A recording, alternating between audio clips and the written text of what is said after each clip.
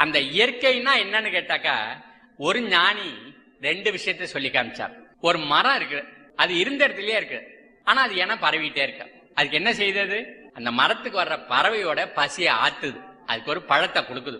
பழத்தை உண்ணுகின்ற பறவை 2 கிலோமீட்டருக்கு அப்பால போய் எச்சம் போடுது, அதோட எச்சத்தோட அந்த விதை உழுவுது, அங்க அந்த மரம் முளைச்சு வளருது.